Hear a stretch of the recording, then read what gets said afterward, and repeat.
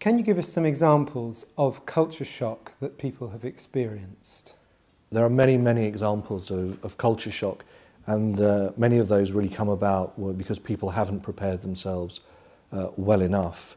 For some examples of that might be timing, where in some cultures the concept and perception of timekeeping is very different. And I guess the obvious one that people always use is the example of the Middle East. The Middle Eastern clock really revolves around two things, really the prayer times, and of course, because they were desert travellers, about the movements of the sun and the moon during periods of the day.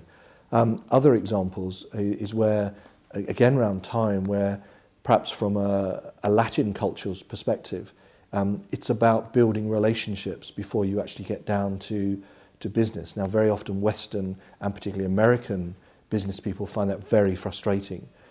For Americans, time is money, and so they'll be very keen to actually, the salesman will be very keen to get out his sales literature and start exalting the virtues of the product he's trying to sell you. They'll try to get on with the agenda as quickly as possible. Whereas, particularly in Latin cultures and also in people like Chinese cultures, relationship building is very important. They'll want to entertain you for sure, and very often invite you back to their home. And all this before they actually want to sit down and do business with you, because in the Latin culture, they are making judgments about you as an individual as to whether you're the kind of person that they want to do business with. Are some people better suited for international business than others? Absolutely. What companies still tend to do is select people for international business and business assignments purely based on their skill set. So if you're the best civil engineer or you're the greatest IT consultant in the business, it is often thought that this fully equips you to be the best person to conduct that business internationally. Clearly those skills are very important, but they have to be underpinned by, I think, a number of personal traits that make you a more effective international business person.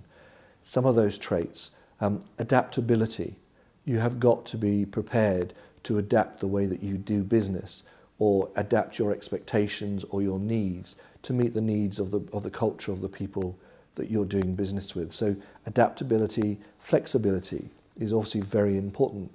You've got to be prepared to actually change the parameters with which you are intending to do business.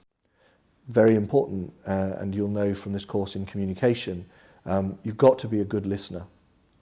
You've got to pay more attention than you would when speaking to somebody in your own culture to make sure that you have understood quite clearly what is being said. And one of the things that we always say to people is that to be very sure that you've actually heard what you think you've heard, there are some steps you can take. It's always a very good idea to get the individual, if you're not clear, to repeat what they've said. It may seem tedious to you, but actually it's very important to make sure that you haven't made mistakes.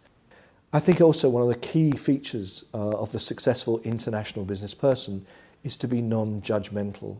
For instance, if you're coming from an Asian culture to try and do business with a Western culture, for certain the way that the people do things will be fundamentally different.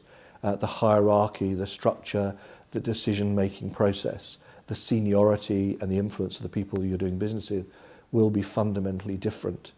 You may not agree, you may not approve of the way that business is done in another culture, but the way that people do business in that culture is as a result of many, many years of development.